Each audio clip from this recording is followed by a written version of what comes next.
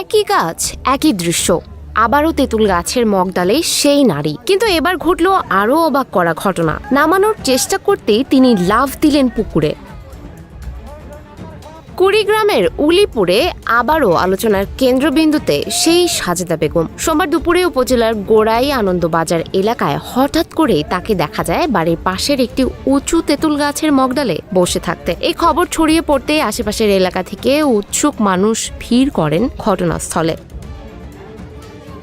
স্থানীয়রা জানান, গাছ থেকে নামানোর চেষ্টা করা হলে তিনি নিচে নামতে রাজি হননি। এক পর্যায়ে হঠাৎ করে গাছ থেকে লাফ দিয়ে পাশের পুকুরে ঝাঁপ দেন তিনি। এরপর পুকুর থেকে উঠে তিনি স্বাভাবিকভাবেই সেখান থেকে চলে যান বলে জানা যায়। পরিবারের সদস্যদের দাবি, সাজেদা বেগম এর আগেও একাধিকবার এমন আচরণ করেছেন। গত 6 মে নিখোঁজ হওয়ার পরও একই তেঁতুল গাছের মগডাল থেকেই তাকে খুঁজে পাওয়া গিয়েছিল। সেদিনও তাকে নামানোর সময় একই ধরনের পরিস্থিতির মুখে পড়তে হয়েছিল স্থানীয়দের।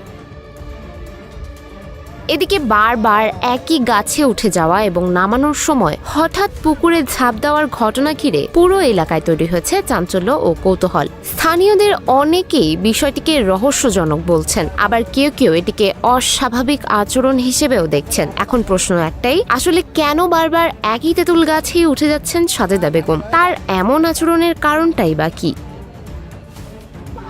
সুমাইয়া হক তন্নি, নিউজ ফ্ল্যাশ 71।